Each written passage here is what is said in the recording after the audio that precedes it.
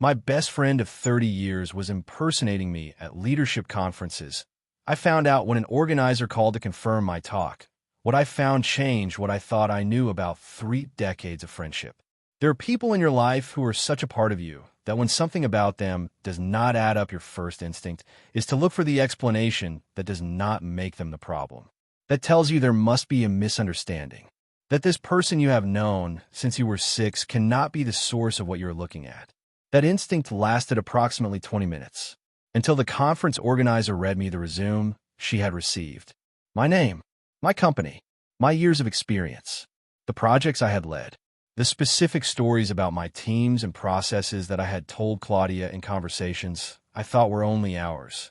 All there, presented as if Claudia were me, or as if I were Claudia, or as if the line between the two had disappeared in a way I had not chosen. My name is Fernanda. I am 36 years old. I am marketing director at a technology company with 120 employees, and I have been in that position for 8 years. Claudia is 37 years old. We have known each other since elementary school. 30 years. The person who knows what scared me as a child, who was at my first graduation, at my wedding, at the birth of my oldest daughter, who, when something happens to me, is the second call I make after calling my husband. Claudia works as an independent human resources consultant. She has spent 3 years building that practice from scratch after a difficult career transition. I've been part of that transition in every way I could be. Advice, contacts, hours of conversation about how to position herself in the market, about what stories to tell to build credibility. And apparently those conversations had gone somewhere else. The organizer's name was Marcella. She was the speaker's coordinator for a women's leadership forum in the technology sector. She called me on a Tuesday at 11 in the morning to confirm my technical requirements for the presentation. She asked whether I would need a lapel or a handheld microphone. I told her I did not understand what presentation she was referring to. Marcella took a moment. She told me she had received my application 3 weeks earlier. That it was for a talk about building marketing teams in high-growth technology companies. That she had reviewed the resume and the proposal summary. That had seemed perfect for the forum's program. That they had confirmed the slot 2 weeks ago. That the forum was in 12 days. I told her I had not sent any application. Marcella offered to review the email address from which they had received the application. She gave it to me. It was not my email. It was an address with my name, but with a different domain from my company. An address someone had created to look like mine. I asked Marcella to send me the complete application. She said she would do it immediately. I hung up. The email arrived in 5 minutes. I opened the attachment. The resume had my name, my company, my position, my years of experience. The projects I had led listed with the specific detail only someone who knew me very well could have. The talk proposal described a methodology I had developed with my team and told Claudia about in a long conversation 4 months ago. There was a photo of me at the end, a photo I had published on LinkedIn 6 months ago. I did not call Claudia immediately. What I did was look for whether there were other forums or events where this pattern appeared. I searched online for my name combined with forum, speaker, conference. I found 2 previous events, one 5 months ago, one 8 months ago. In both, a speaker with my name and my company appeared. I searched for the memories or records of those events. In one, there was a photograph of the speaker. It was Claudia. I sat with that image on the screen for a time. Claudia, standing in front of an auditorium, with my name projected on the screen behind her, talking about what had been our conversation presented as if it were her experience, or my experience, or an experience that in her mind had come to belong to both of us in some way that had no correct name. I called her that afternoon. I did not tell her what I wanted to talk about. I told her I needed to see her that night, that it was important. Claudia asked whether I was okay. I told her more or less. We met at her house. When I arrived and she saw my face, she understood something before I said anything.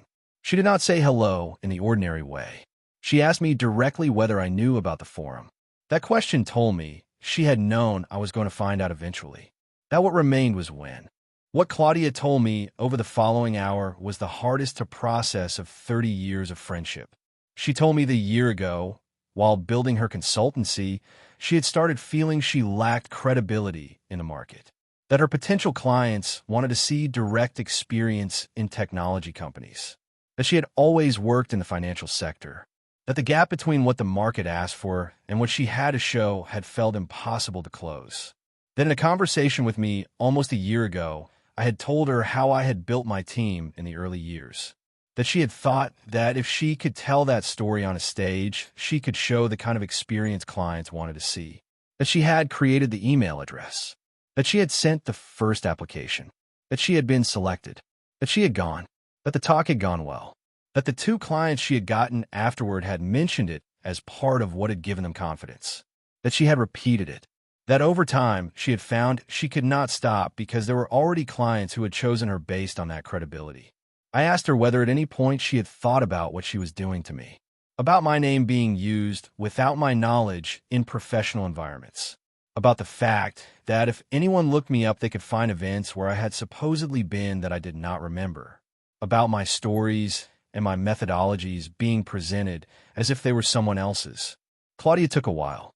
She told me yes, that she had thought about it, that she had rationalized it by telling herself I was recognized enough in my company that I did not need the external forums, that the harm to me was minimal compared to the difference it made for her, that she knew that did not make it right, that she knew while she was doing it. That last phrase was the hardest to hear. I told her 4 things. The first, that what she had done had a clear name, and that name was identity fraud. That regardless of the friendship we had and the context she had explained to me, that did not change what it was. The second, that the harm she had done me was not as minimal as she had rationalized. That there were 2 events with my name on the record where I had never been. That there were people who had seen me or believed they had seen me give talks I had never given. That if anyone did due diligence on me, they were going to find a story that did not correspond to reality. That could have professional consequences neither of us could completely predict. The third, that the forum in 12 days needed to be canceled. That I was going to contact Marcella to inform her there had been an error in the application. That Claudia needed to contact the organizers of the 2 previous events to inform them in the same way. That was non-negotiable. The fourth, that the relationship between us needed time. That what I had discovered was not something I could process in that conversation. That Claudia was my best friend of 30 years. That 30 years did not disappear with what I had just discovered, but that they also could not ignore what I had just discovered. That I needed time to know what I wanted to continue existing between us. Claudia did not dispute any of the 4 things. She accepted them with the expression of someone who knows the time for justifications has passed. I called Marcella that same day. I told her there had been an error in the application, that my name had been used without my authorization, that I was not going to be able to participate in the forum.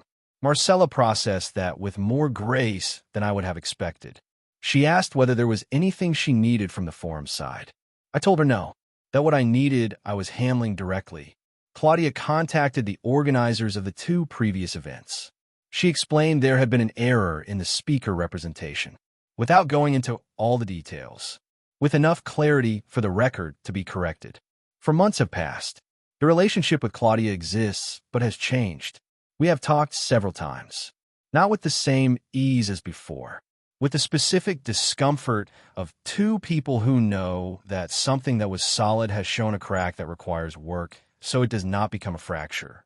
We're doing that work, slowly, with the awareness that 30 years of shared history deserve that work, and with the awareness also that that work cannot pretend what happened did not happen. What I want you to take from this story has parts for very different people. For those who work in the conferences and forum sector, verifying the identity of speakers before confirming their participation is a step that protects everyone. A call to the contact number that appears on the official website of the company listed takes 5 minutes. That call would have detected this before the first event. For those who have close friendships with whom they share confidential professional information about your processes, your methodologies, and your professional stories has value. That value does not disappear because whoever receives it is someone who loves you. Sharing it with close people is not a mistake, but it is worth being conscious that that information can circulate in ways you did not choose when you shared it. And for those who recognize themselves in Claudia's position, The gap between the credibility you have and what the market asks for is a real problem that deserves a real solution. That solution is not using someone else's identity, even if that person is your best friend. The correct solution involves building your own credibility, even if it is slower. Asking directly for help from whoever can give it honestly. Having difficult conversations about what you have and what you need to develop. Those conversations are more uncomfortable than creating an email address and applying. And they produce something the shortcut never produces. Credibility that is genuinely yours. If this story resonated with you, comment. Have you ever been in a situation where someone close to you used your name or your professional reputation without your permission, even with good intentions, or from a place of desperation? Like if you believe forums and conferences should have more robust protocols for verifying speaker identity before confirming participation. Subscribe for more real stories. Share with someone who participates in forums or conferences as a speaker and who might benefit from knowing this type of situation happens. Practical tip. If you're a regular speaker at events in your industry, set up a Google alert with your full name and quotation marks. That alert will notify you if your name appears in new search results, including on event pages where you may or may not have been listed. It is free, takes 2 minutes to set up, and can detect exactly the type of situation described in this story before it reaches 3 events.